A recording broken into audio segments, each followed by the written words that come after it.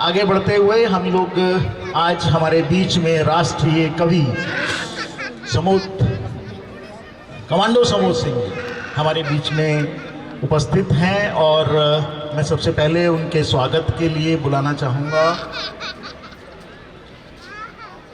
शंभूनाथ झा जी, रमन गर्ग जी और योगेंद्र फोरे जी को कृपया मंच पर आएं और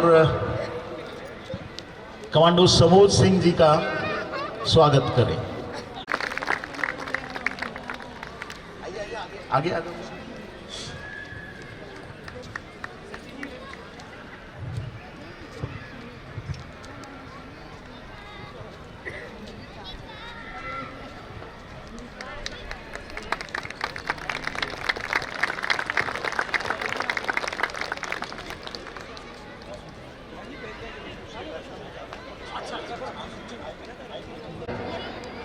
प्यार की हर नाव में पतवार होनी चाहिए, प्यार की हर नाव में पतवार होनी चाहिए, नौका हर सफर में पार होनी चाहिए।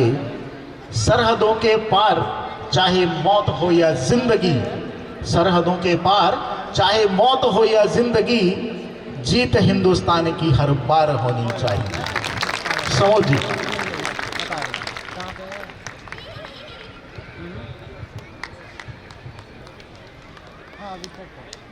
जोरदार तालियां कमांडो समोद सिंह जी के लिए।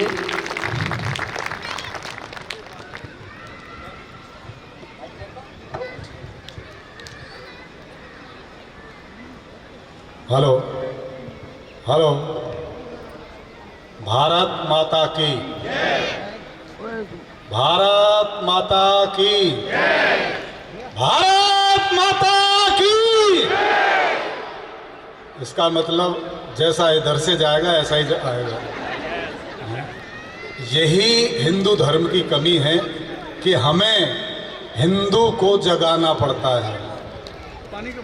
सामने से अगर मैंने भारत माता की जय बोली तो आपके अंदर से जो अंदर है भारत माता वही निकलनी चाहिए थी। एक बार फिर बोले, भारत माता की, भारत माता की।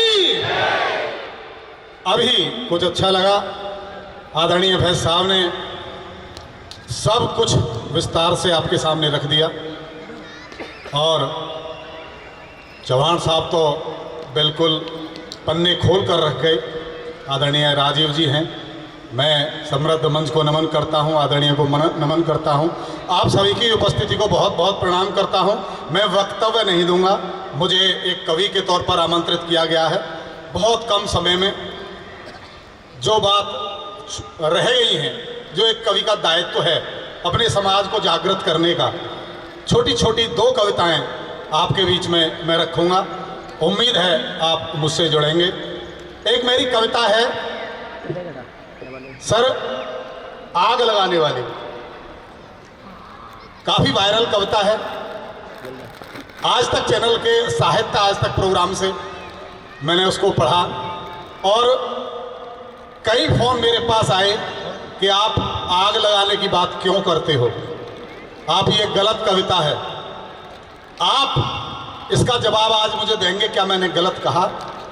अगर हमारी बहन बेटी को किसी ने आग लगा दिया, आग लगाकर मार दिया, हम वहीं खड़े हैं और वो आग लगाकर मार रहे हैं, तो हम क्या करें? क्या हम उस आग लगाने वाले में आग लगाने का हक नहीं रखते? रखते हैं या नहीं रखते? बस यही ध्यान में रखना। और लेकिन अभी नहीं, ये कविता मैं बाद में पढ़ूंगा। सबसे पहले 4 पंक्तियों से मैं अपनी काव्य यात्रा का प्रारंभ करता हूं, सुनिएगा।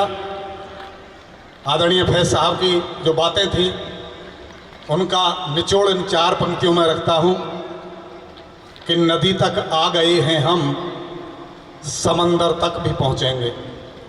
नदी तक आ गए हैं हम, समंदर तक भी पहुंचेंगे।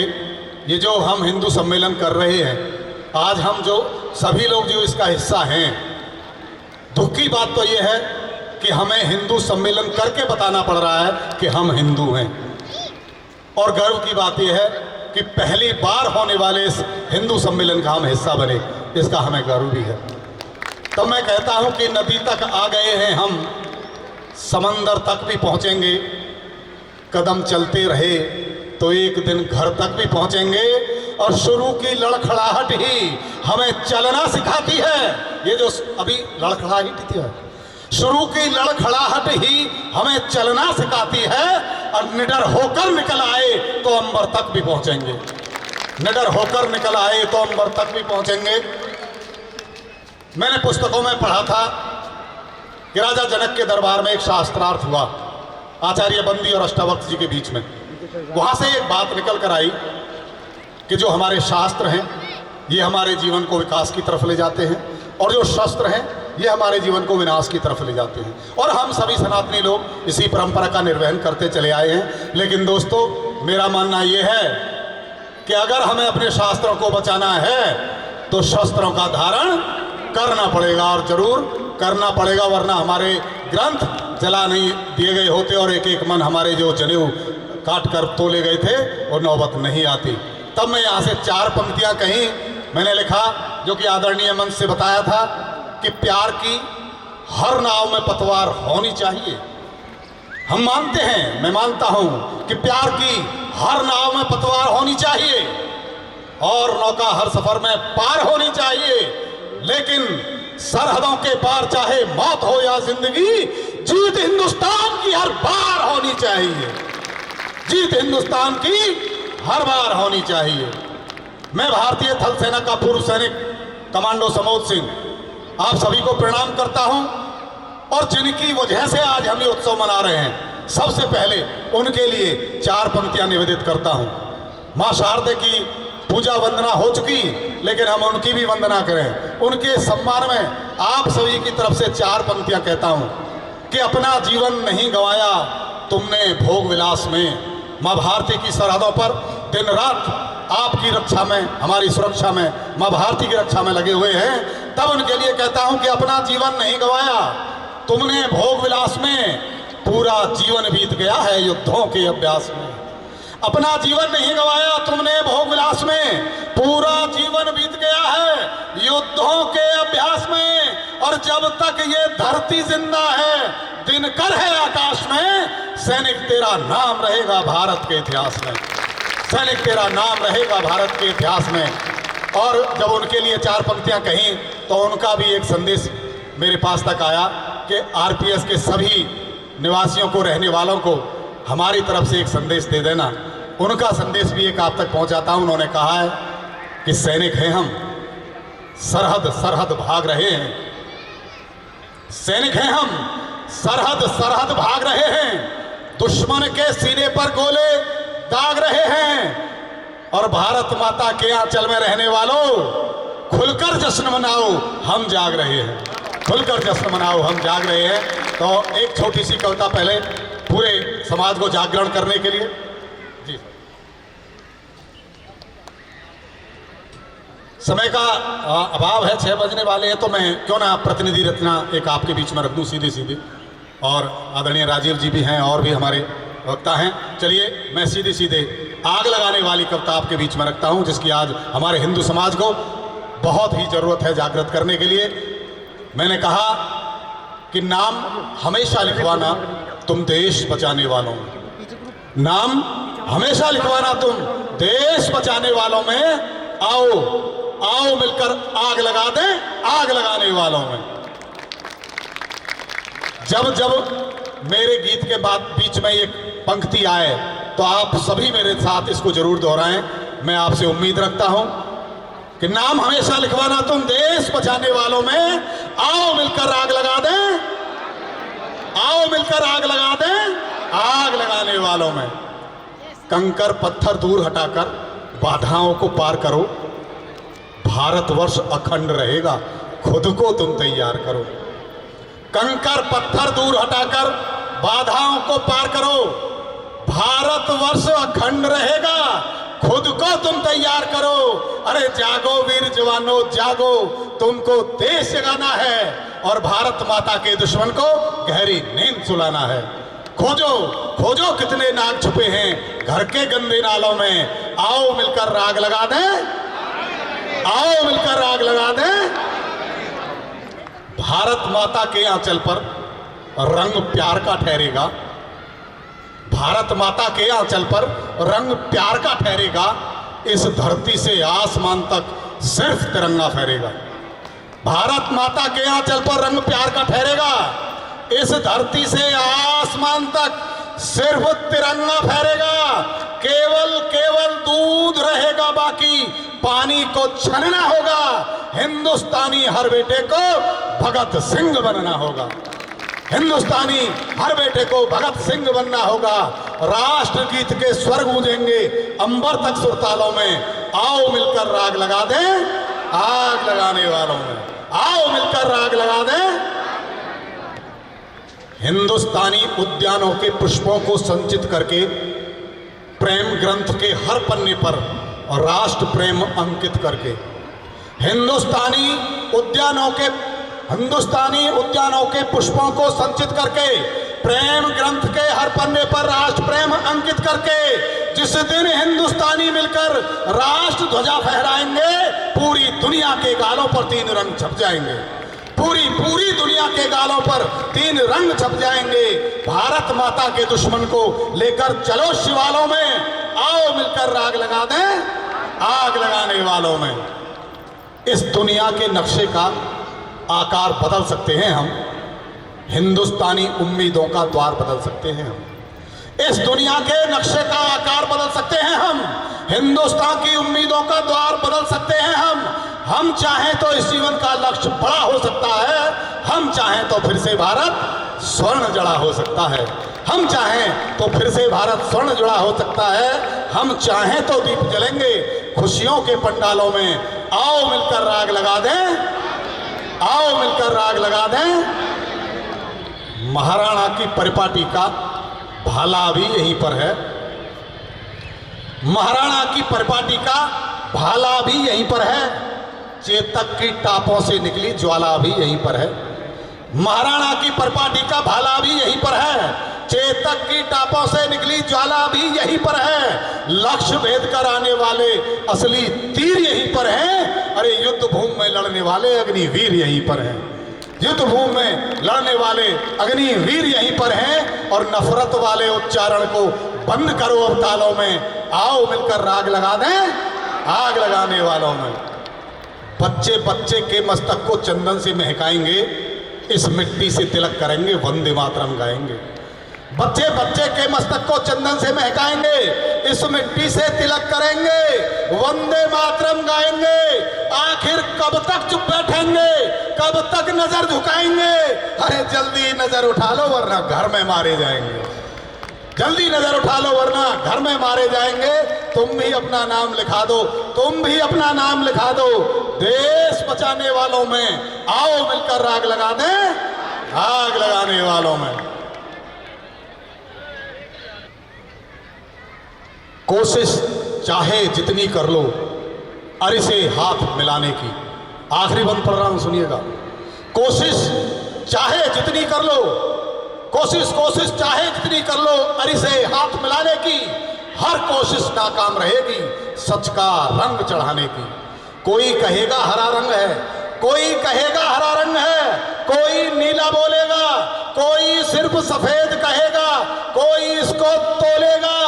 आप तिरंगा थामे रखना, बस मत जाना चालों में। आओ मिलकर राग लगा दें आग लगाने वालों में। और पूरे सर्व समाज के लिए, पूरे हिंदू समाज के लिए, सभी सनातनी लोगों के लिए अंतिम 4 पंक्तियां पढ़ता हूं, सुनिएगा। कि 2 दिलों की कहानी रहे न रहे, 2 दिलों की कहानी रहे न रहे, आशिकी में रवानी रहे न रहे। अरे देश के नाम कर दो इसे आज ही, क्या पता कल जवानी रहे न रहे। भारत माता की, भारत माता की, वंदे हिंदू धर्म की। बहुत बहुत धन्यवाद, जय हिंद। बहुत बहुत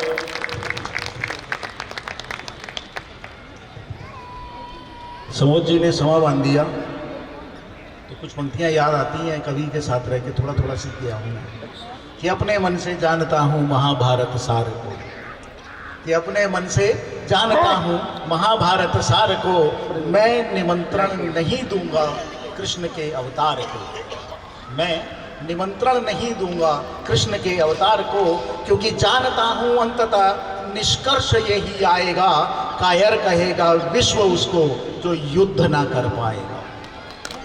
बहुत बहुत धन्यवाद। कार्यक्रम को आगे बढ़ाते हुए मैं आपके सामने एक ऐसे कलाकार को बुलाना चाहूँगा जो सॉफ्ट स्किल ट्रेनर है, क्लासिकल डांसर है, पिछले 3 दशकों से 30 साल से क्लासिकल संगीत भरतनाट्यम के साथ सोलो डांस करते हैं। जनरली वो राम पर करते हैं। उनका नाम है श्री अविक चक्रवर्ती। सामान्यतः वो राम पर ही सोलो डांस करते हैं, लेकिन इस बार जब मेरी बात हो रही थी तो मुझे कहने लगे, कहते हैं अनिल जी मैं कृष्ण पर करूं। मैंने कहा हाँ हाँ, होली आ रही है तो कृष्ण चलेगा। तो आज आपके सामने अविक चक्रवर्ती एक राधा कृष्ण के संगम की सोलो डांस लेकर आ रहे हैं। नेशनल इंटरनेशनल लेवल के मशहूर परफॉर्मर हैं। Khajuraho dance festival, Uday Shankar dance festival और पूरी बीच फेस्टिवल में जाने माने प्लेटफॉर्म पर आपने परफॉर्म किया है। ममता शंकर बैले ट्रूप बैनर तले काम किया है। भारत और विदेशों में भी अपनी परफॉर्मेंस पर कई अवार्ड जीते हैं। आज आरपीएस सवाना पर हमारा जो हिंदू सम्मेलन का कार्यक्रम है, जो अपने लगभग अंतिम दौर तक पहुंच रहा है धीरे धीरे। जैसे जैसे सूरज ढलता जा रहा है, हम अपने कार्यक्रम को अंतिम दौर तक लेके जा रहे हैं। अविक चक्रवर्ती। आदरणीय सभी विद्वजन और उपस्थित सभी दर्शकगण, मेरा नमस्कार आप सबको। आज मैं गहन कुसुम कुंज माझे प्रस्तुत करने जा रहा हूँ। ये रविंद्रनाथ टैगोर की एक सुंदर और भावपूर्ण रचना है। ये उनकी भानु सिंह पदावली का हिस्सा है, जिसे उन्होंने अपनी जिंदगी के आरंभिक वर्षों में भानु सिंह नाम से लिखा था। इन गीतों में टैगोर ने ब्रजबुली भाषा का प्रयोग किया है, जो वैष्णव पदावली परंपरा से जुड़ी हुई एक साहित्यिक बोली है। इस परंपरा में राधा और कृष्ण के दिव्य प्रेम को भक्ति और कोमल भावों के साथ व्यक्त किया जाता है। टैगोर ने इसी शैली को अपनाते हुए एक ऐसा काव्य रचित किया जो पारंपरिक भी लगता है और गहरा भावपूर्ण भी। गहन कुसुम कुंज माझे एक फूलों से सजी हुई निकुंज का दृश्य दर्शाता है, जहां राधा अपने प्रियतम कृष्ण का इंतजार कर रही है। इसमें विरह का भाव तो है, लेकिन ये विरह केवल दुख नहीं बल्कि प्रेम और भक्ति की गहराई को प्रकट करते हुए। अब आइए मन को उस सुगंधित निकुंज की शांत गहराइयों में ले चलते हैं, जहां प्रतीक्षा ही प्रेम है और प्रेम ही भक्ति का रूप धारण कर लेता है। नमस्कार।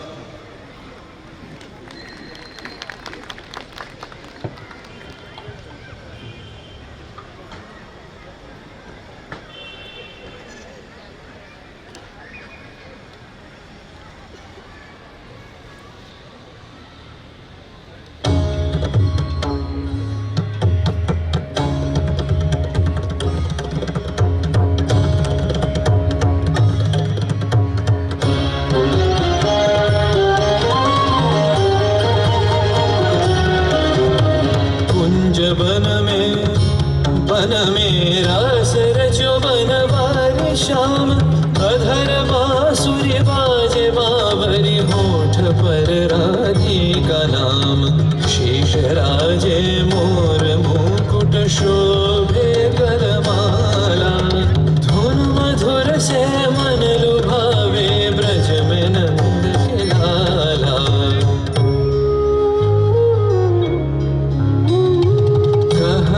कुसुम कुंज माझे मृदुल मधुर बंशी बाजे, बिसरी त्रास लोक लाजे, सजनिया वो बोलो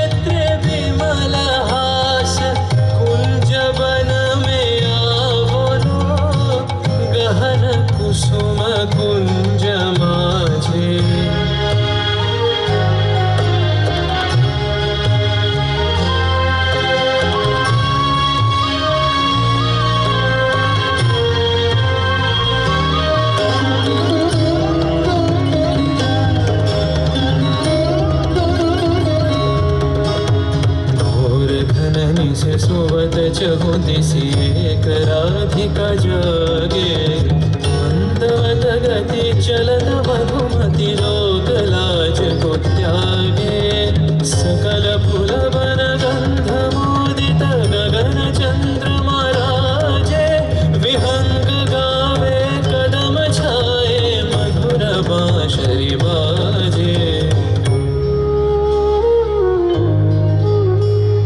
ढाले कुसुम सुरभ भार ढाले बिहग सुरबसार ढाले इंदु अमृत धार विमल रजत भाति रे मंद मंद भृंग गुंजे अयुत कुसुम कुंजे कुंजे मंद मंद भृंग गुंजे अयुत कुसुम कुंजे कुंजे उठल सजनी पुंजे पुंजे उठल सजनी पुंजे पुंजे बकुल युधि जाति रे गहन कुसुम कुंज माझे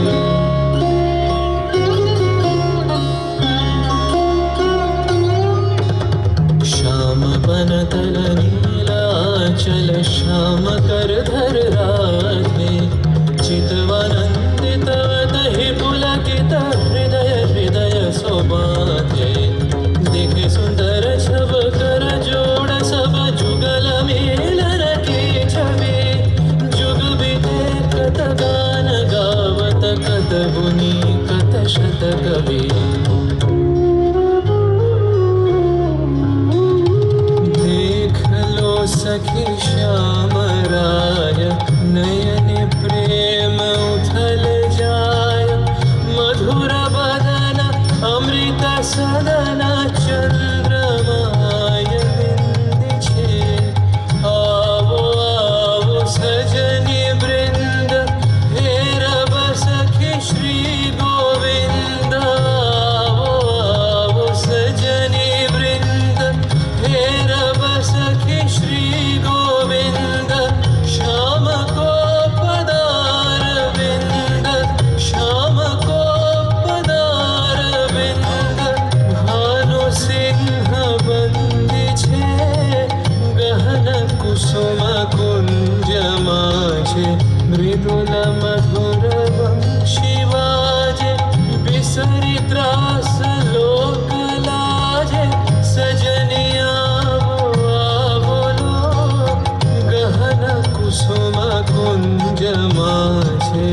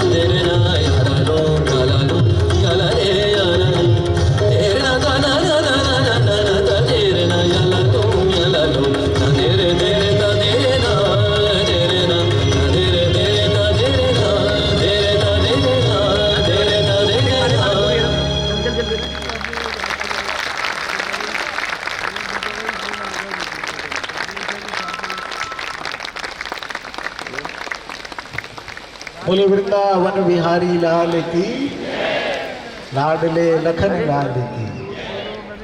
बहुत बहुत धन्यवाद। अविक के लिए एक बार और ताली बजनी चाहिए।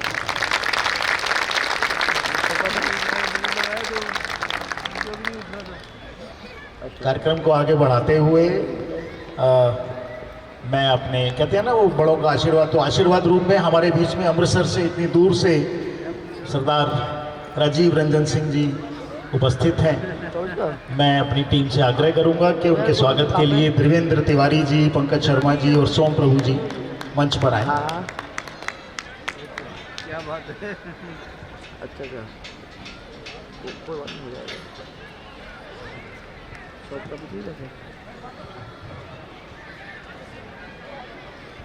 आप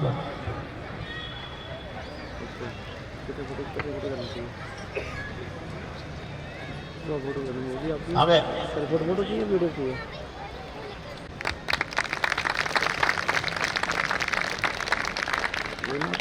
सब काम मिल जाएंगे आपको और फोटो मिल जाएगी आपको।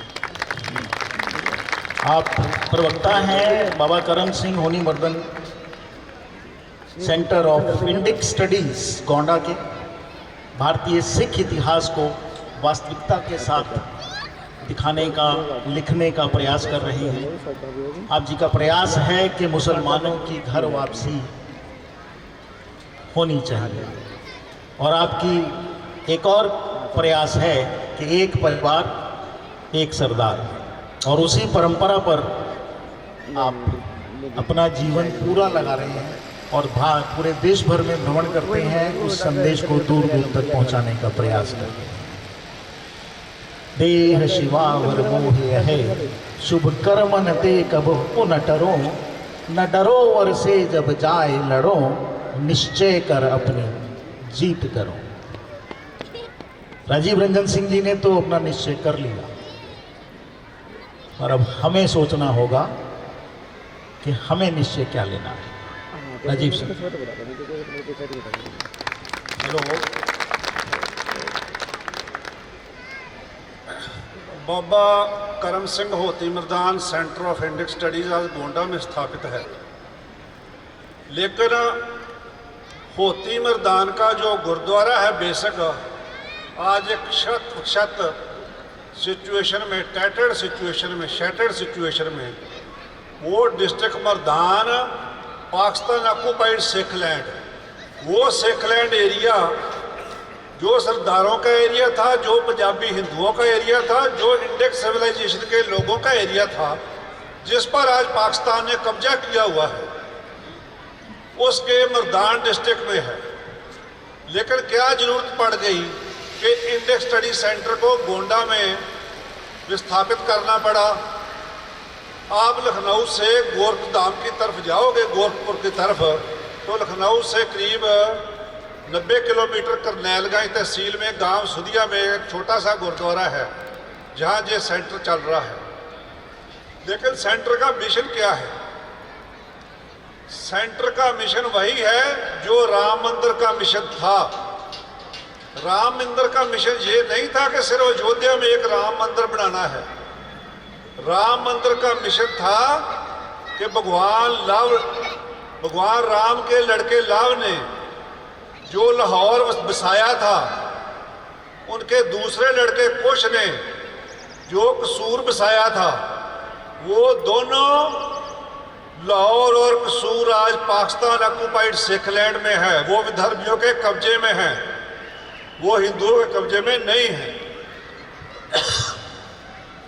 ढकेश्वरी देवी का मंदिर है, तो पिछले 1 साल से आप खबरें देख रहे हो कि रोजाना किसी हिंदू की प्रॉपर्टी को कब्जाया जा रहा है, किसी हिंदू की लड़की को अगवा किया जा रहा है, किसी हिंदुओं के मकान को किसी दुकान पर कब्जा किया जा रहा है। तो ढकेश्वरी देवी का मंदिर भी आज खतरे में पड़ गया है। तो कारण क्या है? ये तो आप कह दोगे कि ये भाई दूसरे मुल्क हैं, हम क्या कर सकते हैं। नहीं, वो दूसरे मुल्क ना थे ना हैं। ढकेश्वरी देवी का मंदिर है, वो भी आज विधर्मियों के कब्जे में चला गया। चलो छोड़ दो, ढाका की बात छोड़ दो, लाहौर की बात छोड़ दो, कसूर की बात छोड़ दो, पेशावर जिसको पुरुषपुर कहते थे उसकी बात भी छोड़ दो, तो भाई श्रीनगर तो आज भी तिरंगे झंडे के नीचे है। तो वहाँ क्या कांड हो गया कि 1989 में एक रात में ही 6 लाख से ज़्यादा पंडितों को भागना पड़ गया। जो 5000 साल से हिंदू सभ्यता के संवाद पड़े हुए थे, जो कश्मीर में 6000 साल से ज़्यादा स्कूलों को चला रहे थे, मठों को चला रहे थे, मंदिरों को चला रहे थे, एकाएक रात को उनको भागकर आना पड़ा। और आज वो रिफ्यूजी कैंप्स में जम्मू में, दिल्ली में, अमृतसर में, अमेरिका में, कनाडा में रह रहे हैं। और पिछले 11 साल से जो एक आज़ाद हुकूमत आई है 47 के बाद, उसके भारी प्रयत्नों के बावजूद भी वो वहाँ जाने का साहस नहीं कर पा रहे। मेरी मुराद है कश्मीरी पंडित भाइयों से। और 6 लाख कश्मीरी पंडित तो आपने देखा 1989 में भागे। इससे पहले बारामूला में एक 1948 में नरसंहार हुआ था, तो बारामूला में एक ही रात को 30,000 सिखों का कत्लेआम कर दिया गया था। और कश्मीर वैली में करीब 3 लाख से ज़्यादा सिख रहते थे, तो वो भी भाग आए। तो इन सारी यदि हिस्ट्री को देखोगे तो आपको पता चलेगा कि इंडियन फ्रीडम मूवमेंट की जो बागडोर थी, जो लीडरशिप थी, वो गांधी महात्मा के हाथ में आ गई। तो गांधी महात्मा ने जो आज तक आपको पढ़ाया वो क्या था कि हमने अंग्रेजों से लड़कर कोई आज़ादी नहीं ली, हमने आज़ादी ली बेर खड़ग बिन ढाल। तो इसका मतलब गुरु गोबिंद सिंह ने कुछ नहीं किया, शिवाजी ने कुछ नहीं किया, राणा प्रताप ने कुछ नहीं किया, अंग्रेज अपने आप ही छोड़ गए गांधी महात्मा के चरखे को देखकर। लेकिन यदि अंग्रेज छोड़ गए तो क्या कारण हुआ कि वो चरखा आपको लाहौर में काम नहीं आया, वो चरखा श्रीनगर में काम नहीं आया, वो चरखा ढाकेश्वरी देवी के मंदिर में काम नहीं आया। तो मैं समझता हूँ इस सारे का कारण है कि हमने महाभारत का एक महत्वपूर्ण श्लोक है। वो श्लोक क्या है? महाभारत का ये श्लोक है, हमें आधा पढ़ाया जाता है। हमें पढ़ाया जाता है कि हिंसा परमो धर्मा, अहिंसा ही परमो धर्म है। लेकिन पूर्ण श्लोक क्या है? अहिंसा परमो धर्मा, धर्मो हिंसा च। धर्म की रक्षा के लिए हिंसा बिल्कुल जायज है, बिल्कुल ठीक है। जे आधा श्लोक छोड़कर हिंसा परमो धर्मा, हिंसा परमो धर्मा करते करते हमारे दिमाग पर से भगत सिंह निकल गया, वीर सावरकर निकल गया, गुरु गोलवलकर जी निकल गए, और हमारे दिमाग पर जो आजाद इंडिया की करेंसी भी देखो तो उस पर अशोक चक्र की जगह महात्मा गांधी की फोटो लग गई। तो मैं समझता हूँ जे इसका कारण गांधी नहीं है, इसका कारण कोई और नहीं है, इसका कारण हम स्वयं हिंदू लोग हैं। उसका कारण क्या है? जब हम अपनी रामायण को भूल गए, जब हम राम और रावण की लड़ाई को भूल गए, जब हम कृष्ण और कंस की लड़ाई को भूल गए, तो फिर गांधी महात्मा तो हमारे घरों में आना ही था। तो मैं समझता हूँ इस सबक को दोबारा यदि प्रस्थापित कर रहे हैं तो आप नीचे देखोगे विश्व हिंदू परिषद का एक मंत्र लिखा हुआ है, सर्वे हिंदू सोद्र ना हिंदू पततो भवे। तो जे गुरु गोलवलकर जी ने विश्व हिंदू की स्थापना के वक्त 1964 में संदीपनी आश्रम, जो स्वामी चिन्मयानंद जी का आश्रम था, उस आश्रम में जब विश्व हिंदू परिषद का स्थापना दिवस शुरू हुआ तो जे श्लोक पढ़ा गया। और इसके लिए आपको हैरानी होगी कि श्रोमणी अकाली दल के जो लीडर थे मास्टर तारा सिंह, वो अमृतसर से स्पेशल गए थे बम्बई। तो वो इस विश्व हिंदू की परिषद की स्थापना में उनको गुरुजी ने स्पेशल इनविटेशन भेजा कि सारे सिखों की आहुति दी जा चुकी है पाकिस्तान में, आपके गुरुद्वारे पाकिस्तान में रह चुके हैं, आपकी ज़मीनें पाकिस्तान में रह चुकी हैं, आपके दुकानें पाकिस्तान में रह चुकी हैं। क्योंकि आज जो नई जनरेशन है इसको नहीं पता कि पंजाब में हिंदू और सिखों में कोई द्वैत नहीं था। एक भाई सिख था तो दूसरा भाई मोना था। हिंदू भी नहीं कहा जाता था, ये कहा जाता था ये मोना सिख है। लेकिन आज वहाँ से चलते चलते पॉलिटिकल एनवायरनमेंट बदलते बदलते सिचुएशन ये आ गई कि 84 का ब्लू स्टार हो गया।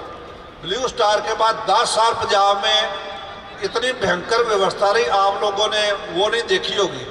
मैं उस जमाने में 1988, 89, 90, 91, 92 वो 4 साल इंडियन एक्सप्रेस का रिपोर्टर था, अमृतसर, गुरदासपुर, हुशियारपुर और फिरोजपुर में। तो मुझे मालूम है कि जो जनरेशन पाकिस्तान बनने के वक्त इंडिया में आई थी और इन्होंने इंडिया में मोस्ट सक्सेसफुल लाइफ जी, और आज आपको पंजाबी बिजनेसमैन सबसे ज़्यादा मिलेंगे प्रॉस्परस, पंजाबी ऑफिसर आर्मी में मिलेंगे, आपको सिविल एडमिनिस्ट्रेशन में पंजाबी ऑफिसर मिलेंगे। तो आप सोच भी नहीं सकते थे कि पंजाब को ये क्या हो गया। तो पंजाबी में एक कहावत होती है कि भाई साढ़े नज़र लग गई आ। आप पंजाबी घर तो सुने होना, साढ़े मुंडे नज़र लग गई है, ये उत्तों मिर्चा मारो। मिर्चा मारने का मतलब लाल मिर्चा का धुआं वो सिर तो उत्तों नहीं कड्डो। तो इस सारी जो मैंने आपको व्यथा बताई है, इसका एक सल्यूशन है। वो क्या है? वो घर वापसी। कारण आज हम भूल चुके हैं, इवन जो नक्शा भी हमारे सामने पेश किया जाता है भारत का, तो उस नक्शे में हम लाहौर नहीं देख पाते, उसमें शारदा पीठ नहीं देख पाते जो पाकिस्तान ऑक्युपाइड सिख कश्मीर में है। उस कश्मीर को जो 400 वर्ष के बाद जनरल हरि सिंह नलवा ने अफगानों से वापस लिया था 1821 को, और जो 1947 में दोबारा पाकिस्तान के कब्जे में चला गया। तो आज आप हिंदुओं को तो छोड़ दो, पंजाबियों को छोड़ दो, आप सिखों के घर में जाकर हरि सिंह नलवा का नाम पूछ लो, किसी बच्चे को हरि सिंह नलवा का नाम नहीं पता, जिस आदमी ने कश्मीर हिंदुस्तान में शामिल कराया था। महाराजा रणजीत सिंह का नाम नहीं पता, हरि सिंह नलवा का नाम नहीं पता, जिनके नाम पर लाहौर में और कश्मीर में सिक्का चलता था। कारण क्योंकि हम अपने बच्चों को हिस्ट्री पढ़ाते ही नहीं। तो ये काम जो पंजाब में हिंदुओं और सिखों और पंजाबियों के साथ होता है, यही काम बंगाली हिंदू करते हैं। तो मैं समझता हूँ जो गुरुजी ने जे एक पौधा लगाया था, एक छोटा सा सैपलिंग प्लांट विश्व हिंदू परिषद का, इसके मैसेज को आगे ले जाना चाहिए। और जो आज हमारी गिनती भी गलत हो चुकी है, हम 5 करोड़ के अफगानियों को हिंदू नहीं मानते, 25 करोड़ मुसलमानों को हिंदू नहीं मानते, इंडिया में रहने वाले 25 करोड़ मुसलमानों से भी डरे हुए हैं, 15 करोड़ बांग्लादेशी मुसलमानों को हिंदू नहीं मानते, उनसे भी डरे हुए हैं। तो आज स्थिति ये है कि 200 करोड़ की जो हिंदू भूमि थी, जो हमारी पुण्य भूमि थी, 200 करोड़ पॉपुलेशन में से 70 करोड़ मुसलमान हैं और 130 करोड़ हैं वो इंडियन ट्रेडिशन वाले, हिंदू ट्रेडिशन वाले, हिंदू, सिख, बौद्ध, जैन, आर्य समाजी, सनातनी, जहाँ कई अन्य विविध परंपराओं वाले लोग हैं। तो इसका मतलब ये हुआ कि आज हम 65 हैं, वो 35 हैं। ये नहीं है कि हम 85 हैं और वो 15%, नो, हम 65 हैं, वो 35 हैं। तो इतनी बड़ी पॉपुलेशन को वापस लाने का एक ही तरीका है कि हर हिंदू अपने दिमाग में एक बात डाले कि ये जो इस्लाम ने हमारे भाइयों को छीना, शल से छीना, तलवार के जोर पर छीना। पाकिस्तान में तो कहावत चलती है कि आप भाई मुसलमान कैसे बने, तो कहते हैं तलवार और सलवार से। तलवार और सलवार का मतलब क्या कि कुछ लोग हिंदू लेडीज़ को उठाने के चक्कर में, लालच में मुसलमान बन गए, कुछ लोग तलवार से डरकर बन गए। तो जब इनको आप जोगी महात्मा जैसा, आदित्यनाथ जोगी जैसे एडमिनिस्ट्रेटर जैसे आपने यूपी में लाए हैं, वैसे एडमिनिस्ट्रेटर आप दिल्ली में लाओगे, हिंदुस्तान के दूसरे सूबों में, दूसरी स्टेट्स में लाओगे, परखर हिंदुत्व की बात करोगे, अपने आप को हिंदू कहने से शर्म नहीं करोगे, तो मैं समझता हूँ ये सारा मामला 10 साल में हल हो जाएगा। हर हिंदू को सिर्फ एक ही प्रण लेना है कि एक मुसलमान भाई को वापस हिंदू बनाना। दूसरी बात, हिंदू बनाने का ये प्रण जो करना है इतना सरल होना चाहिए कि जो आपके नज़दीक मंदिर, गुरुद्वारा, सरोवर, नदी है, चाहे वो ब्रह्मपुत्र की नदी हो चाहे वो गंगा हो, चाहे वो जमुना हो, चाहे कावेरी हो, चाहे वो नर्मदा हो, चाहे सिंधु दरिया हो, उसमें जो डुबकी लगाकर वेद मंत्र का पाठ कर लेगा, जो गीता के एक मंत्र का पाठ कर लेगा, जो महात्मा बुद्ध के धम्मपद का एक श्लोक पढ़ लेगा, जो श्री गुरु ग्रंथ साहब के किसी मंत्र को जाप कर लेगा, वो ऑटोमेटिकली हिंदू बन गया। तो मैं समझता हूँ ये जो परंपरा है इसको स्वामी दयानंद जी ने शुरू किया था, उससे पहले गुरु गोबिंद सिंह जी ने शुरू किया था, और इससे 1000 साल पहले करीब देवल महर्षि ने सिंधु सभ्यता को बचाने के लिए सिंध दरिया के किनारे गांवों में जब जब लोग मुसलमान बांटते थे तो उनका शुद्धिकरण करने का काम शुरू किया था।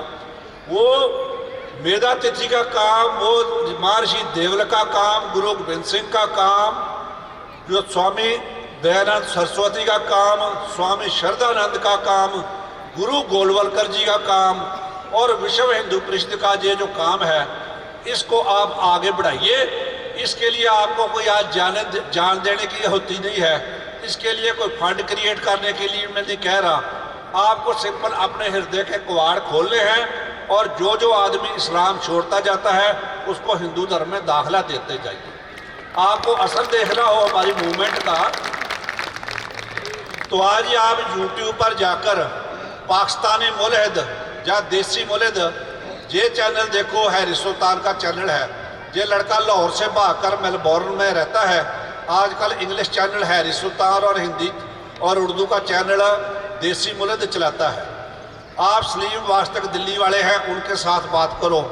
आप इस वक्त अंधेरी आई हुई है पाकिस्तान में, जो एक्स मुस्लिम हैं इन पर 5 रिटें हो चुकी हैं, लाहौर हाई कोर्ट में, इस्लामाबाद हाई कोर्ट में, इस्लामाबाद सुप्रीम कोर्ट में, कि पाकिस्तान में 2.5 करोड़ से ज़्यादा व्हाट्सएप ग्रुप बन चुके हैं जो लोग इस्लाम छोड़ चुके हैं, जो वापस हिंदू बनना चाहते हैं, जो वापस सिख बनना चाहते हैं, जो वापस गुरु नानक की वाणी सुनना चाहते हैं, जो महात्मा बुद्ध की वाणी सुनना चाहते हैं, जो शंकराचार्य के मंदिर के दर्शन करना चाहते हैं। तो ऐसे लोगों के लिए हमें एक अपॉर्चुनिटी बनानी पड़ेगी, एक नया पाथवे बनाना पड़ेगा। आज से 20 साल पहले कोई ये नहीं मानता था कि भाजपा वाले सत्ता में आएंगे, लेकिन वाजपेयी जी ने वो रास्ता बनाया। फिर ये नहीं मानता था कि भाजपा अपने दम पर सत्ता में आएगी, तो मोदी जी ने वो रास्ता बनाया। फिर ये नहीं को मानता था कि मोदी जी कुछ कड़े कदम ले पाएंगे या नहीं ले पाएंगे, भाजपा सरकार तो आ गई, तो फिर योगी आदित्यनाथ जी ने वो रास्ता बनाया। तो मैं समझता हूँ ये जो रास्ता अडवाणी जी ने, वाजपेयी जी ने, मोदी जी ने, योगी आदित्यनाथ जी ने बनाया है, इसके साथ विश्व हिंदू परिषद को आप जोड़कर देखो तो जो 1964 को विश्व हिंदू परिषद ने प्रण लिया था कि हिंदू कभी भी कोई पतित नहीं होता और सभी हिंदू भाई हैं, यहाँ तक कि ये जो हमारे 70 करोड़ लोग हैं, भूले भटके लोग हैं, जो इस्लाम के चंगुल में जा चुके हैं, जो तलवार और सलवार के चक्कर में फंस चुके हैं, इनको भी वापस लाकर आप हिंदू धर्म की आज़ादी दिलाइए। तो आप एक बात देखोगे, जैसे ट्रिपल तलाक के मुद्दे पर मुसलमान लड़कियों ने, मुसलमान जो सर्विस करने वाली लड़कियां हैं, कॉलेज गोइंग लड़कियां हैं, टीचर हैं, डॉक्टर हैं, नर्सें हैं, वो सारी आज भाजपा को वोट दे रही हैं। तो एक दिन जो भी आएगा आप अपना प्रयत्न करते जाओ। ये मुसलमान जो मर्द हैं आज़ादी की चाहत रखते हैं, जो चाहते हैं कि इनके बच्चे भी हिंदुओं, सिखों, क्रिश्चियनों की तरह अमेरिका कनाडा में पढ़ें, जो सारी दुनिया में राज करें, वो भी गूगल में जाएं, वो भी माइक्रोसॉफ्ट में नौकरियां करें, इनके भी घरों में फ्लैट हों। तो इनके लिए हमें अपने दिल के दरवाजे खोलने पड़ेंगे, हिंदू समाज के दरवाजे खोलने पड़ेंगे, और इसके साथ ही साथ राष्ट्रवाद की जो धारा बह रही है, इसको राष्ट्रवादी के साथ साथ धर्ममय भी बनाना पड़ेगा। हमें गीता का उपदेश भी पढ़ना पड़ेगा। गुरु ग्रंथ साहब की बात करें तो रिजर्वेशन तो आपने देखा होगा 1948 में इंट्रोड्यूस की गई, 1950 के बाद जब भारत का संविधान लागू हुआ।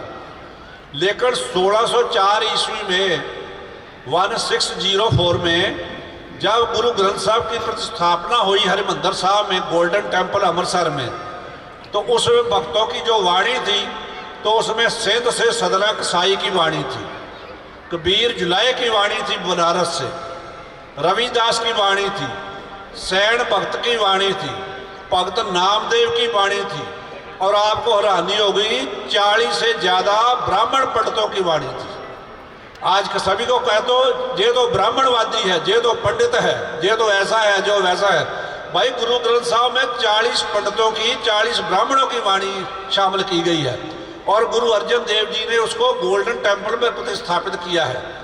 ये जिस डेरे की मैं बात करता हूँ, होती मर्दान का डेरा, ये एक वक्त में गोल्डन टेम्पल से ननकाना साहब से भी बड़ा गुरुद्वारा था, लेकिन आज वहाँ जाओगे तो आपको खंडर दिसेंगे। तो करीब 2012 की बात है, सिखों का एक जत्था गया लाहौर में, हर साल जाता है, दिल्ली कमेटी की तरफ से भी जाता है, अमृतसर कमेटी की तरफ से भी जाता है और एक टासराज यात्रियों का भी जाता है, विश्व हिंदू परिषद या हिंदू शिव सेना के सहयोग से। तो उसमें बाबा करम सिंह होती मर्दान के जो लास्ट बाबा जी थे वो गए, उनकी उम्र उस वक्त 82 साल थी, 82 वर्ष। तो उनको पाकिस्तानी आर्मी का एक अफसर था, जाट, मुस्लिम जाट, वो जो हिंदुओं से मुसलमान हो चुकी थी, फैमिली थी, 3rd जनरेशन चल रही थी, लेकिन उसको चलो कहानियाँ पता थी अपने परिवार की। तो उसने कहा बाबा जी यदि कहो तो मैं आपको सरकारी मिलिट्री की जीप में होती मर्दान के डेरे के दर्शन करवा लाऊं।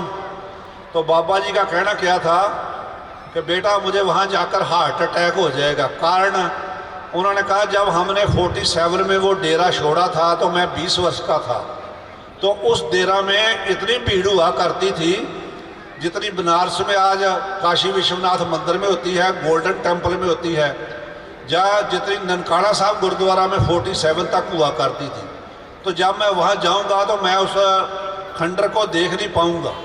उसको इस दशा में ना देखने के कारण वो बाबा जी फिर लाहौर और ननकाना साहब के गुरुद्वारों के दर्शन करके वापस आ गए। तो ये तो मैंने आपको एक ही स्टोरी सुनाई है। तो एक पाकिस्तानी मुसलमान जो ब्रिगेडियर था पाकिस्तानी आर्मी में, उसकी जिसको अपने परिवार की वंशावली का पता था, लेकिन आप हिंदुस्तान में भी मुसलमानों की वंशावलियाँ देखोगे तो आपको ब्राह्मण मुसलमान, राजपूत मुसलमान, ठाकुर मुसलमान, जाट मुसलमान अनेकों ऐसे दिस पड़ेंगे जो वापस आने के लिए तैयार हैं। और इसके लिए हमें विश्व हिंदू परिषद को और भी मजबूत करना होगा। और विश्व पॉलिटिकल पार्टियों को आप जहां मर्जी आओ जाओ करो, लेकिन धर्म के काम में आप कोई भी डिंगा मत डालो। धर्म का काम रहेगा तो भारत बचेगा। भारत तभी बचेगा जब हिंदू धर्म बचेगा, नहीं तो लाहौर तो आज भी है, लाहौर में आज भी आपको पचैरों मिल जाएगी, लाहौर में आज को भवन मिल जाएंगे, लेकिन लाहौर में आपको गऊ खाने वाले मिलेंगे, श्रीनगर में भी गऊ खाने वाले मिलेंगे। तो इसलिए भारत को बचाने के लिए, और जो लैंड्स हमने लॉस्ट कर दी हैं, जो अफगानिस्तान हमसे जुदा हो गया है, जो पाकिस्तान जुदा हो गया है, जो कश्मीर वैली जुदा होने का दम भरती फिरती है अमेरिका के इशारे पर, पाकिस्तान के इशारे पर, और जहाँ जाकर दिल्ली में मतलब कभी कहते हैं कि आप तिरंगा जलाकर दिखाओ, कभी कुछ डिमांड करते हैं, कभी कुछ उल्टी सीधी डिमांडें। इन सभी डिमांड्स का एक ही रास्ता, घर वापसी। और दूसरा रास्ता जो है इंडियन सिक्योरिटी फोर्सेस को बचाने के लिए।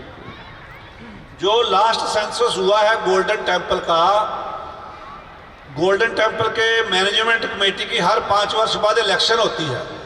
तो उस इलेक्शन के लिए जो इस बार वोटर सूची बनी, तो वोटर सूची में आपको हैरानी होगी कि पंजाब की 3.25 करोड़ पॉपुलेशन में से उसके जो डेफिनेशन 2014 में बदल दी गई थी। पहले होता था कि जो आदमी 10 गुरुओं का नाम जानता है, जो गुरु ग्रंथ साहब को गुरु मानता है, वो सिख है, चाहे वो पगड़ीधारी है चाहे मुन्ना है। लेकिन डेफिनेशन पॉलिटिकली मोटिवेशन के कारण बदल दी गई कि पगड़ीधारी और दाढ़ी खुली रखने वाला सिख है, दूसरा नहीं। तो जब सिखों की कैलकुलेशन की गई तो आपको हैरानी होगी, 40 लाख वोटर बने आज के पंजाब में, सिर्फ 40 लाख। 2 करोड़ 80 लाख की पॉपुलेशन में 40 लाख। फिर दोबारा डिप्टी कमिश्नरों की डिमांड पर पंजाब गवर्नमेंट ने एडिशनल सुधाई की, तो कह दिया कि चलो जो दाढ़ी काटते हैं लेकिन पगड़ी रखते हैं उनको भी सिख मान लो, तो फिर भी सिर्फ 60 लाख।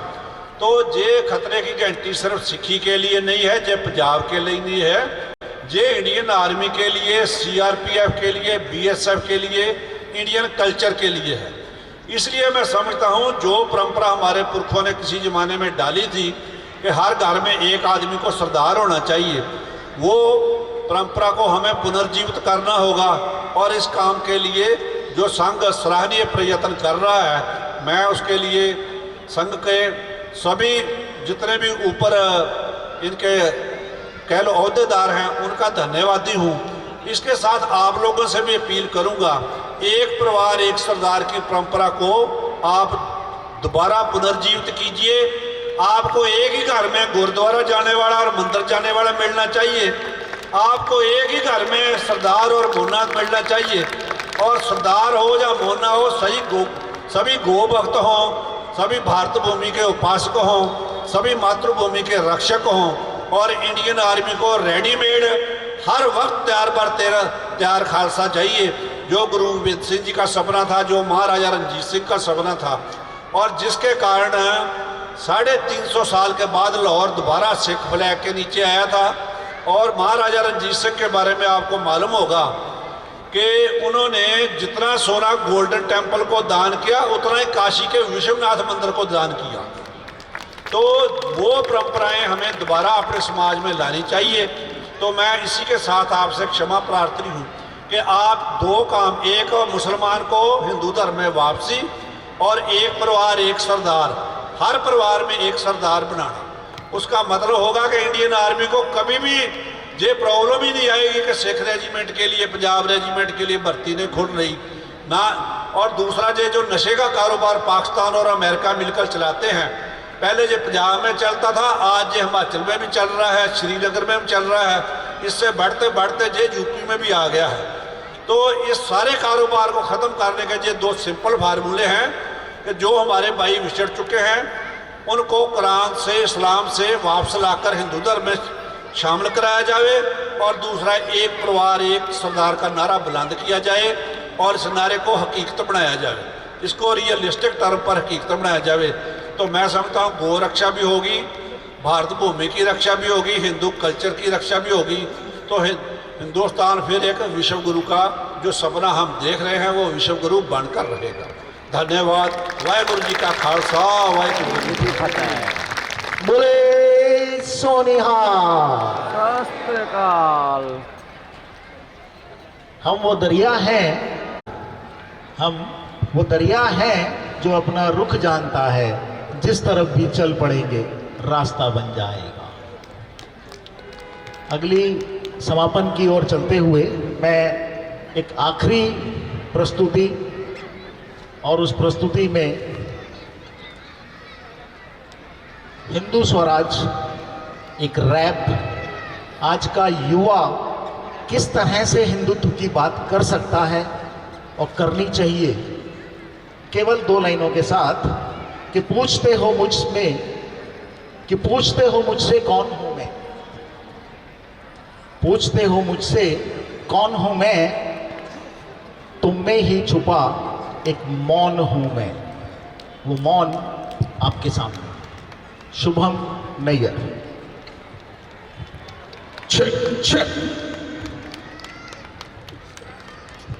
सभी को जय श्री राम। इतनी सारी अच्छी परफॉर्मेंसेस के बाद मैं कोशिश करूंगा कि आपको मेरा रैप म्यूजिक भी पसंद आए, पर रैप की तरफ जाने से पहले कुछ बहुत कम टाइम में छोटी सी बात है।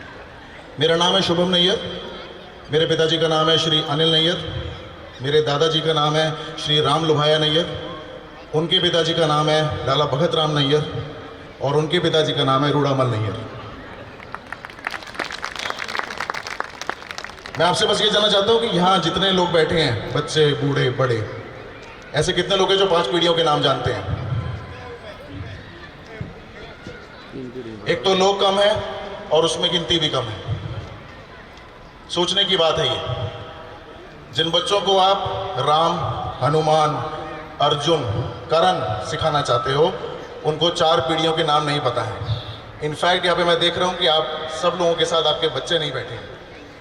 सोचने की बात है। मैंने भी सोचा था और मैंने एक निष्कर्ष निकाला कि ये जवान बच्चे हैं तो इनको जवान भाषा में समझाते हैं। तो मैंने एक रैप म्यूजिक बनाया जिसका नाम है हिंदू स्वराज। तो जो ये रैप सुनना चाहते हैं जोर से बोलिए जय श्री राम। म्यूजिक।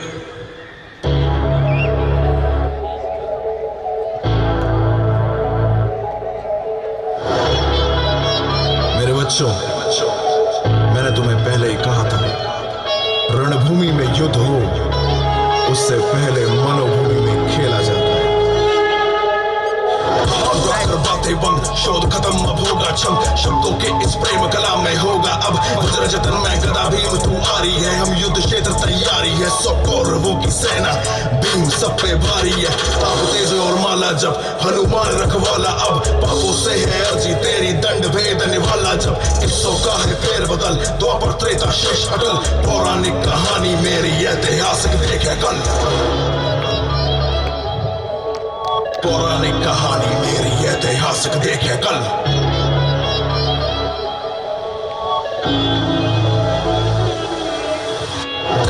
दुश्वारी है, सामदावा खिलवाड़ी है, आपन को शीतल करे, अब खून खराबा जारी है, पीड़ा ही परिभाषा है, अब कलयुग से कैलासा है, भांग रगड़ के बैठा है वो तीनों लोग का वारी है, असुरधारी नाश करे, कानन कुंडल काज करे, लोगों में मृदंग बजे जब मारुति आवाज करे, है गदाधारी राम जपे, भूत पिशाच का नाश करे, युद्ध की सीमा लांग के बैठे ताप बड़े जब राग छिड़े, 24 गज अंगुलष्ट प्रमाण, ताऊ पर सुल्तान है मच्छू के चौहान, राक्षस मंत्र विनाशक अब श्रेणी काफिला, मछली भेदे पानी देखे ऐसा राजा कहाँ मिला, मोर पक्षी बांसुरी लीला माखन चोर है खड़ा, गदा घुमाए हाथी पलटे दम है उसमें जो पिड़ा, कुंडल कवचमदानी शिक्षा करण भुजाओं में बड़ा, एक तीर में जो किस्सा पलटे बर्बरीक था नाम उसका, 18 दिन की गाथा उसमें हर वर्णन का ताता, सदियां बदली किससे बदले ना बदली ये गाथा,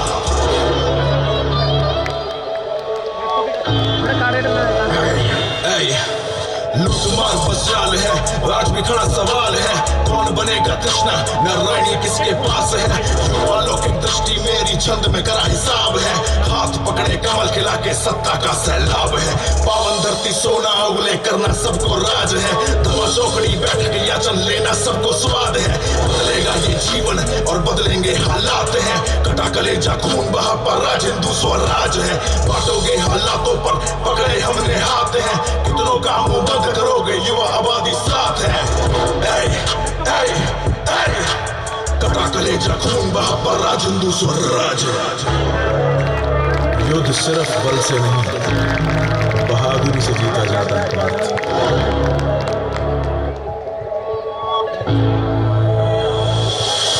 खत्म। भारत माता की, भारत माता की। उम्मीद है आपको पसंद आया होगा मेरा रैप म्यूजिक। एक आखिरी छोटी चीज, मैं ये चाहता हूं कि ये आखिरी पंक्ति आप सब मेरे साथ बोलें, और मुझे यकीन है कि आखिरी पंक्ति आपको याद है। शुरू करें, सबका ध्यान यहाँ है।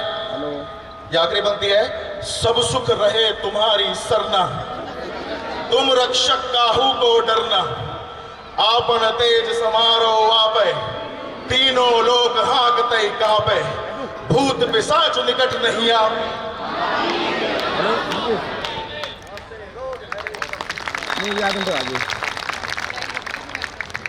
कार्यक्रम को अंतिम रूप देते हुए हमारे दोनों प्रेसिडेंट हमारे मंच पर हैं। मैं बुलाना चाहूँगा साहिल जसरोटिया जी को और चंदन पांडे जी को कि अब अपने घर के जो हैं उनका भी हमारा स्वागत करना बनता है। और आइए आइए जल्दी से भाई जी। जो आपने अपने फ़ोन में लिया होगा तो मिल जाएगा, क्योंकि मुझे पता चला कि सवाना और पाम के इतिहास में पहली बार ऐसा कार्यक्रम हुआ है कि दोनों सोसाइटियों ने मिलकर एक भव्य कार्यक्रम का आयोजन किया। किसी शायर ने कहा है कि निभाएं किस तरह रिश्ते समझ में कुछ नहीं आता, निभाएं किस तरह रिश्ते समझ में कुछ नहीं आता, किसी से दिल नहीं मिलता कोई दिल से नहीं मिलता, तो आज दिल से मिले हैं हम। बहुत बहुत धन्यवाद, बहुत बहुत।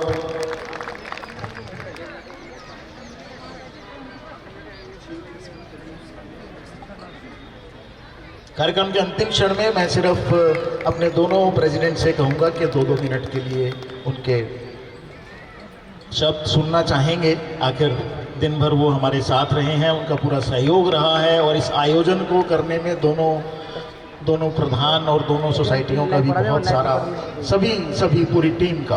और उसके बाद हम लोग भारत माता की आरती करेंगे। एक सज्जन है जिनकी बहुत सुंदर सी गाड़ी किया HR 87T9100, वो जहाँ भी उन्होंने खड़ी की है कृपया करके वहाँ से हटा लें। सुंदर है गाड़ी पर हटा लें कृपया करके। मैं इसके बाद हम आरती करेंगे और आरती के पश्चात आज जितने भी कलाकार हमारे मंच पर रहे हैं उन सबसे उनको मोमेंटोस दिए जाएंगे और कार्यक्रम समाप्ति पर होगा। तो मैं सबसे पहले अपने आकाश पटेल जी से आग्रह करूंगा। थैंक यू नैयर साहब।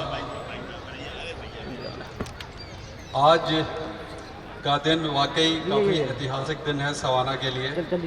सवाना के सेंट्रल पार्क में हिंदू सम्मेलन, महासम्मेलन कहा जा सकता है, इसको सबने सक्सेसफुली आयोजन करने में आप सबका सहयोग मिला, आप सबकी उपस्थिति मिली, इसके लिए कोटि कोटि धन्यवाद। नैयर साहब, पवन जी, राष्ट्रीय स्वयंसेवक के और भी पदाधिकारीगण जब हम लोगों से 15-20 दिन पहले मिले थे और बताया कि हम इस तरह का कार्यक्रम करना चाहते हैं सवाना में, तो हमने जानकारी लेने की कोशिश की कि क्या ओकेज़न है, ऐसा क्यों करना चाहते हैं और क्या कार्यक्रम की रूपरेखा होगी। तो हमें पता चला कि RSS के देश की सेवा में 100 साल कंप्लीट हो रहे थे। उस 100 साल कंप्लीट होने के उपलक्ष्य में देश भर में 1 लाख से ज़्यादा आयोजन, इस तरह का महासम्मेलन की आयोजन की प्लानिंग थी। और उन्होंने ये बताया कि वैसे लोकेलिटी को चुना जा रहा है जहाँ पे 10 से 12 हज़ार से ज़्यादा लोग रहते हैं, या 10 से 12 हज़ार लोग एकत्रित किए जा सकें उनमें से मैक्सिमम लोगों को। तो हमें बड़ी खुशी लगी कि चलो भाई सवाना में आप सबकी जानकारी के लिए, सबको पता है, वैसे तो बाहर से जो अतिथि आए हैं उनकी जानकारी के लिए बताना चाहते हैं कि 12-13 हज़ार लोग सवाना में रहते हैं और पाम्स भी हमारे बगल में सोसाइटी है, वहाँ भी 2,500-3 हज़ार लोग रहते हैं, तो 15 हज़ार के आसपास लोग रहते हैं। और हम लोग आज सोच रहे थे कि इतनी धूप में इतनी कुर्सियाँ लगी हैं, क्या भर पाएंगे? जब बच्चों के एग्ज़ाम्स चल रहे हैं, क्या उनके पेरेंट्स से हमें सपोर्ट मिलेगा? कहीं वो नाराज़ तो नहीं होंगे? थोड़ी बहुत नाराज़गी थी उनकी, बट हमने सबने मिलकर थोड़ी नाराज़गी को कंट्रोल में रखा और बड़े अच्छे से सबके सहयोग से, सबके कोऑपरेशन से इस प्रोग्राम को सक्सेसफुली हम कह सकते हैं कि कंक्लूड करने जा रहे हैं। बहुत बहुत धन्यवाद आप सबका। धन्यवाद जी, धन्यवाद। मैं आग्रह करूंगा विश्वरूप जी से भी। सभी को प्रणाम, माताओं बहनों को, भाइयों को, अपने अतिथियों को भी प्रणाम। पहले हम कुछ टीवी पे देखते रहते थे, लेकिन सौभाग्य मिला कि आज हमारे मार्गदर्शन के लिए हमारी सोसाइटी में सभी पधारे हैं। बहुत बहुत धन्यवाद अतिथियों का। हमारे सम्मुख जब ये प्रस्ताव आया तो मैं बहुत अच्छा लगा, क्योंकि मैं अक्सर सुनता था ब्राह्मण सभा हुई, राजपूत सभा हुई, जाट सभा हुई, जैन सभा हुई, यहाँ हिंदू सम्मेलन पहली बार मैंने सुना कि हिंदू सम्मेलन हो रहा है। तो मैंने कहा ठीक है, ये सम्मेलन होना चाहिए। सभी सम्मेलन होते, सब अलग अलग करते हैं। एक छोटी सी मैं कहानी बताऊंगा, मैंने सुना था, छोटे पे ज़्यादा याद नहीं है। एक संत महात्मा थे, उन्होंने एक स्कूल बनवाया। तो फिर जब वो तपस्या पे जाने लगे तो अपने शिष्य को वो दे गए, कहते ये स्कूल चलाना और यहाँ पे कोई भेदभाव नहीं होना चाहिए, ऐसा हमारा विचार है। उन्होंने कहा ठीक है महाराज, मैं ऐसे ही करूँगा। वो तपस्या पे चले गए। कुछ सालों बाद वो तपस्या से जब लौट के आए तो वो स्कूल में गए, देखा, उन्होंने कहा देखो हर जाति धर्म अगड़े पिछड़े सब मिलजुल के खेल रहे हैं, खा रहे हैं, पी रहे हैं। तो फिर उनको कुछ आभास हुआ, उन्होंने कहा ये क्या है, कुछ बच्चे लाल ड्रेस में है, कुछ नीले में है, कुछ पीले में। तब उन्होंने कहा महाराज वो अगड़ी जात के हैं, वो पिछड़ी जात के हैं, वो ये है। तब उन्होंने अपना माथा पीट लिया कि हमने जो दिया था आपको वो तो हुए नहीं, आपने भेदभाव तो कर दिया, ड्रेस बांट के। तो अभी हमारी सरकारें कुछ ऐसे ही जो आना चाहिए सोसाइटी में वो नहीं आ रहा है, कहीं ना कहीं भेदभाव डाला जा रहा है। तो हमारे विश्व हिंदू परिषद जो है ये कार्य कर रहा है कि उस भेदभाव को धरातल स्तर पर ख़त्म किया जाए। मैं उनका बहुत बहुत शुक्रगुजार हूँ। बिल्कुल करेंगे, बिल्कुल करेंगे। धन्यवाद। आपका दर्द मैं समझ पा रहा हूँ जी। तो कार्यक्रम को अंतिम रूप देते हुए मैं श्री गणेश साहू जी से आग्रह करूंगा कि वो धन्यवाद प्रस्ताव दें और उसके बाद हम सब खड़े होंगे, भारत माता की आरती करेंगे। अब आरती करनी होती है तो उसके लिए दिया होना चाहिए, लेकिन आज का जो दिया है हम वही इस्तेमाल करेंगे। अपने अपने मोबाइल की लाइट ऑन करके उसी से आरती करेंगे, नए युग की नई आरती। ठीक है, तो मैं सबसे पहले साहू जी से आग्रह करूंगा कि कृपया वो धन्यवाद प्रस्ताव।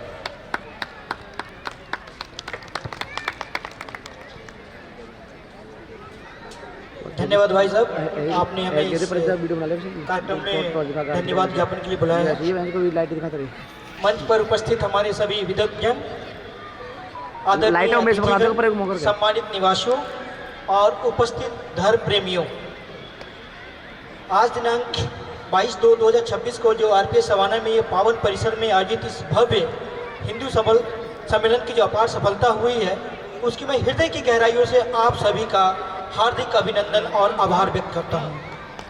सबसे पहले जो आज के हमारे मुख्य अतिथिगण रहे हैं उसमें सुरेश चौहान साहब, फैज अहमद खान साहब, समूह सिंह जी हमारे बीच ही हैं, सरदार राजीव सिंह साहब, और जितने भी हमारे एसडब्ल्यू के प्रेसिडेंट आकाशदीप जी हैं, आरपीएस पाम के विश्वरूप जी का भी मैं इस मन से तहे दिल से आभार और अभिनंदन व्यक्त करता हूं। जैसा कि आप सभी जानते हैं कि ये कार्यक्रम उतना आसान नहीं था, और जब समय हिंदू सम्मेलन का हो तो ये और भी कठिन हो जाता है कि हम कितने कठिन समय में, कम से कम समय में अपने से अपने ज़्यादा लोगों को जोड़ सकें। इनके अटूट सहयोग, कुशल मार्गदर्शन और निरंतर प्रोत्साहन के बिना इस स्तर को आयोजन करना बिल्कुल भी संभव नहीं था।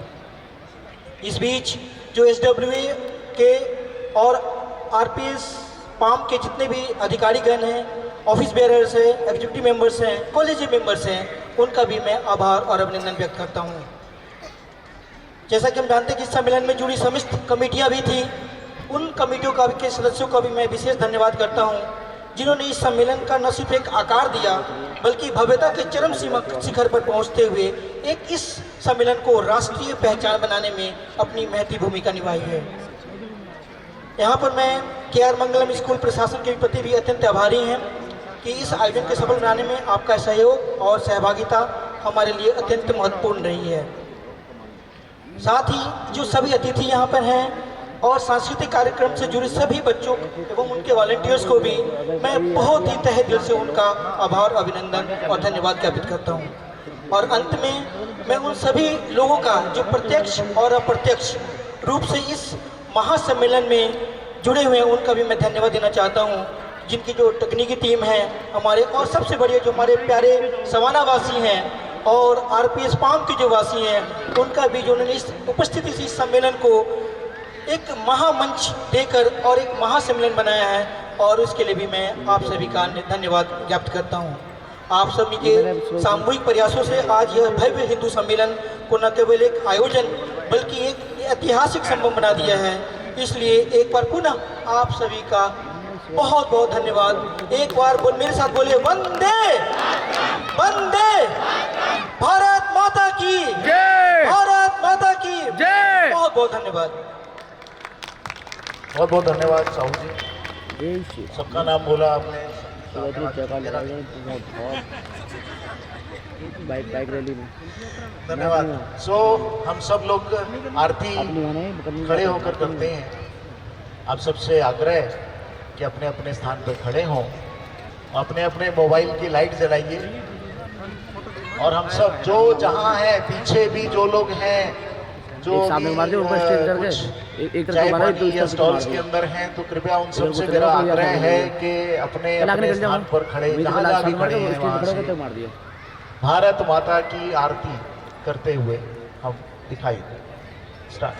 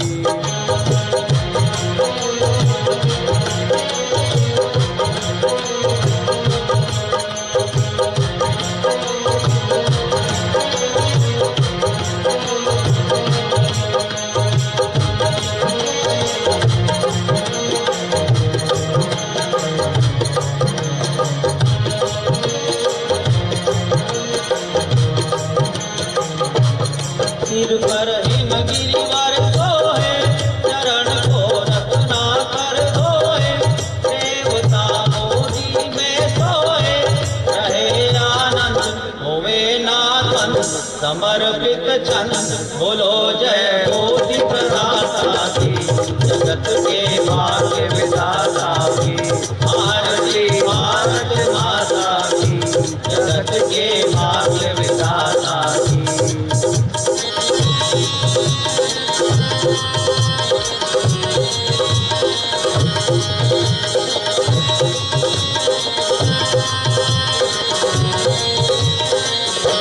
जगत में लगती है न्यारी, बनी है इसकी छवि न्यारी, ये दुनिया देख गले सारी, देख कर झलक झुकी है बरफ, बड़ी है ललक कृपावर से जहां की, जगत के भाग्य विधाता की, आरती भारत माता की, जगत के भाग्य विधाता की।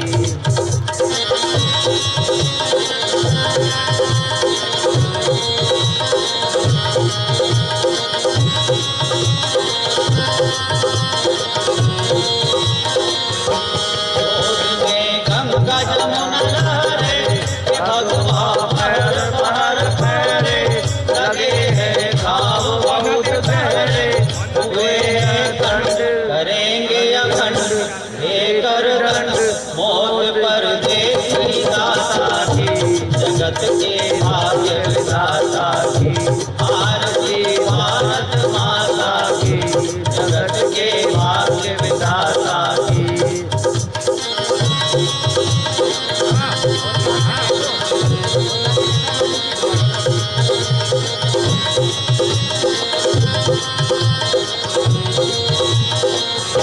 चले जहाँ रघुकुल भूषण धाम, बजाए बंसी जहाँ घनश्याम, जहाँ कण कण तीरथ धाम, भले हर धर्म साथ शुभ कर्म, लड़े बेशर्म बनी श्री राम दाता की, जगत के भाग्य विधाता की, आरती भारत माता की, जगत के भाग्य विधाता की।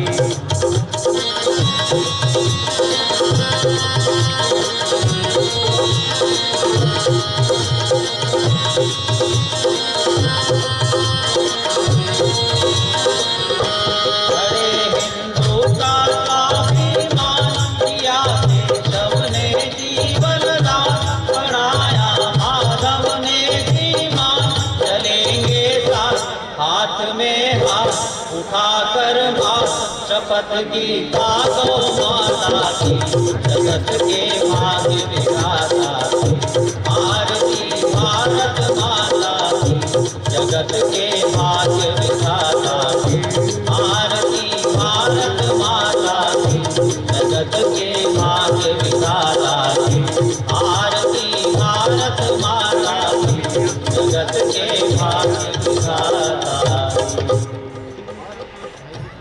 भारत माता की, भारत माता की।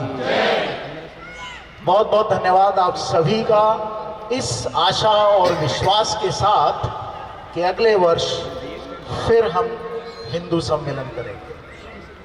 बहुत बहुत धन्यवाद आप सभी का। जितने भी हमारे सांस्कृतिक कार्यक्रम में उपस्थित बच्चे थे और बड़े थे जो भी थे, सबसे मैं आग्रह करूंगा कि कृपया मंच पर आए ताकि उनको स्मृति चिन्ह दिए जा सके। साम्राज्य बैंड,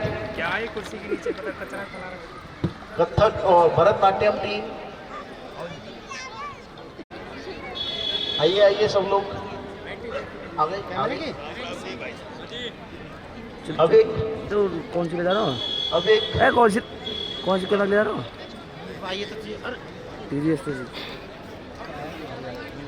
बैटरी का हो गया ना, बैटरी जिम में है। हाँ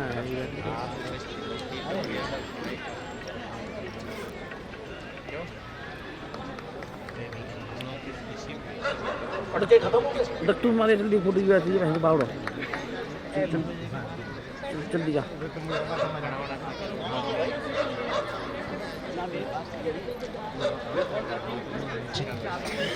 मोमेंट तो दीजिए उनको। स्मिता मैडम जल्दी बैच बैठा है बैच।